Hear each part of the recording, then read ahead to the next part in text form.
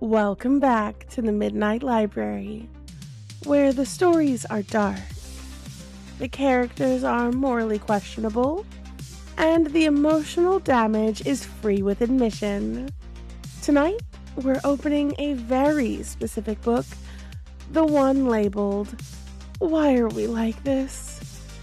Because today we're talking about bad boys and the morally gray, and the deeply concerning psychological reasons that we are absolutely feral for them. You know the type.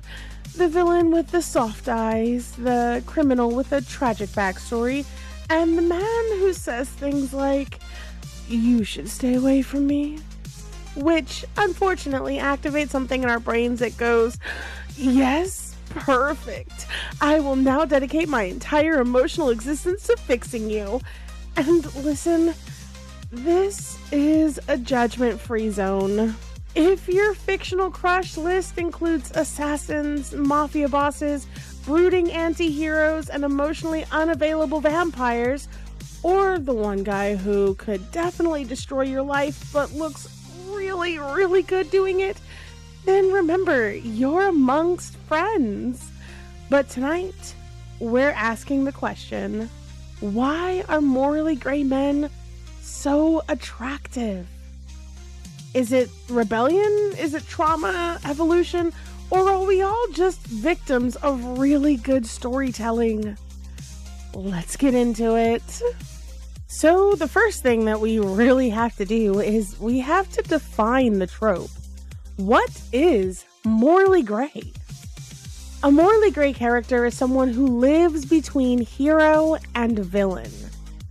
They aren't purely good, but they're also not purely evil. They exist in the middle space where their motivations make sense, even when their actions don't. They might break jaws and manipulate people, lie constantly, and commit morally questionable acts, but they often do it for a reason. Maybe they're protecting someone. Maybe they're seeking revenge. Maybe they grew up in a world where survival required brutality. Or maybe they just don't believe the rules apply to them. And here's the key difference between a villain and a morally gray man. A villain doesn't care if you get hurt. A morally gray man often cares too much, but not in a healthy way. And that complexity makes them fascinating, because humans are drawn to contradiction. We love characters who feel real, and real people are messy. Now let's talk about the classic bad boy. The bad boy archetype usually has a few defining traits. They are rebellious, emotionally guarded, confident to the point of arrogance, dangerous or unpredictable, and secretly soft for one person. Does that sound familiar? This character appears everywhere. Books, movies, TV shows, fan fiction, and especially in dark romance. But the bad boy trope didn't appear out of nowhere. It taps into a very old psychological dynamic that rebellion equals power. And when someone breaks the rules, it signals independence, confidence, strength. They are not controlled by society. And on a subconscious level, that can feel incredibly attractive, because confidence signals competence and survival ability.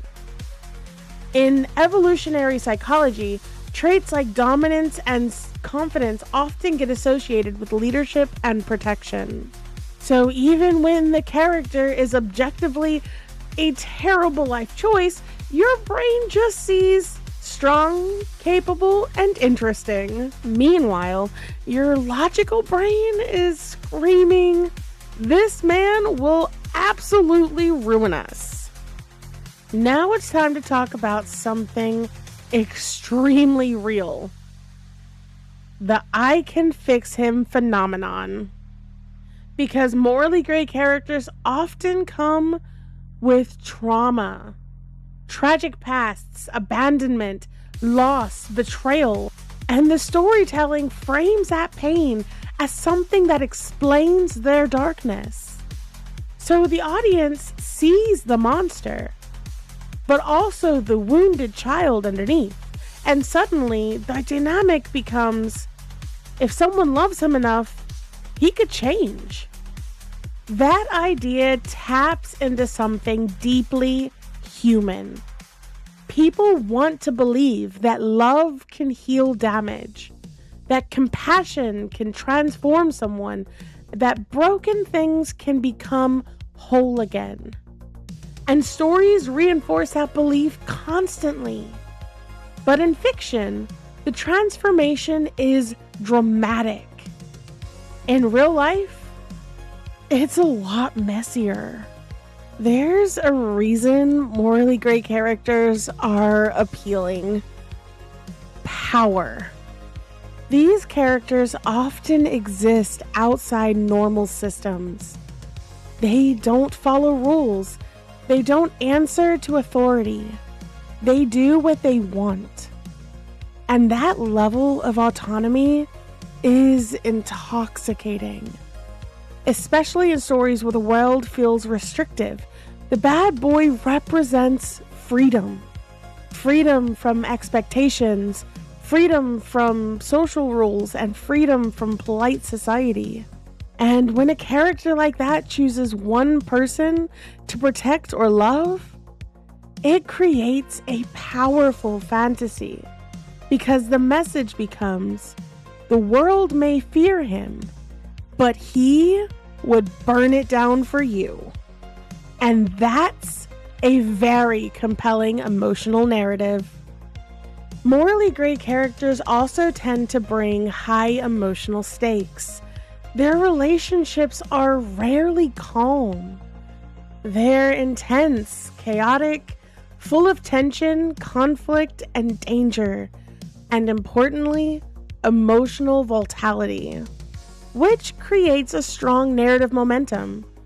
Our brains are wired to notice emotionally intense experiences. High stakes keep us engaged. That's why morally gray romances often feel more addictive than healthy love stories, because they trigger the same excitement pathways as thriller and drama. It's not just romance, it's emotional adrenaline. Another major factor? Forbidden attraction. Humans are weirdly drawn to things we're told we shouldn't want. Danger, taboo, socially unacceptable choices. When a character is labeled as dangerous or off limits, it automatically creates intrigue. And stories exploit that dynamic beautifully. Because tension thrives on barriers. The harder the relationship seems, the more satisfying it feels when it finally happens.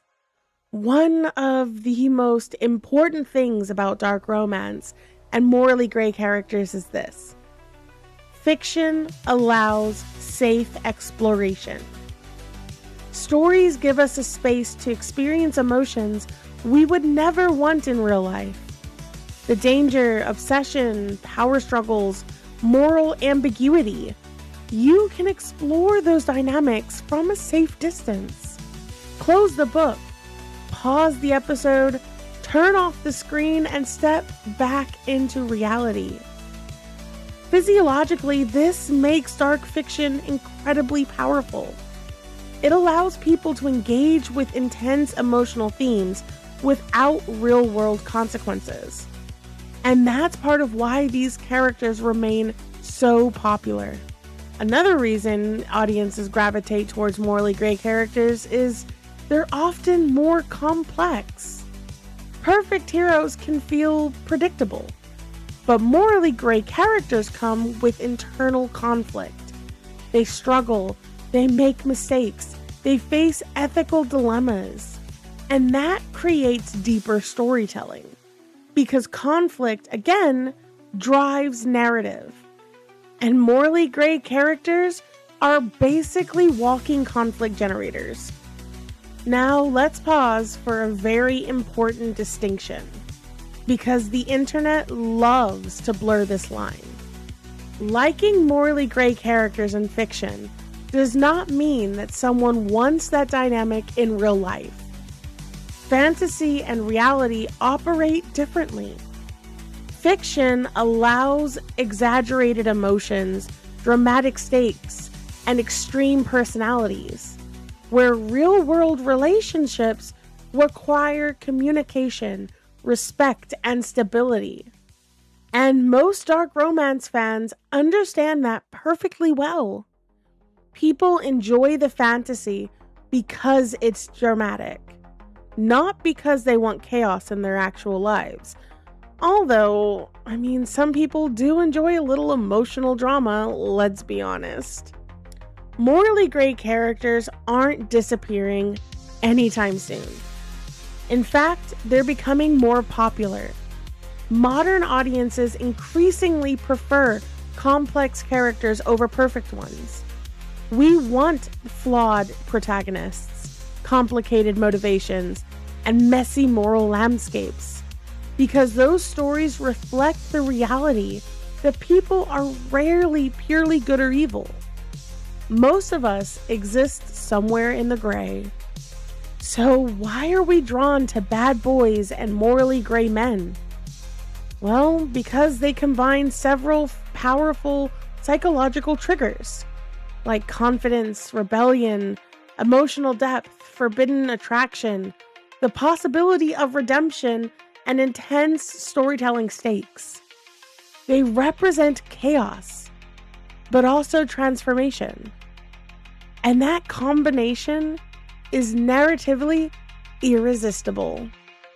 So the next time you find yourself attracted to a fictional man who is objectively a walking red flag, just remember, your brain isn't broken. It's responding exactly the way storytelling is designed to make you feel. But now I want to know something. Who is your favorite morally gray character? The one you would absolutely defend in a courtroom, even though the evidence is deeply concerning. Tell me in the comments. And if you enjoy diving into psychology of dark romance, villains, and chaotic fictional men, make sure you follow the podcast, because here in the Midnight Library, we analyze the monsters, and sometimes we fall for them too.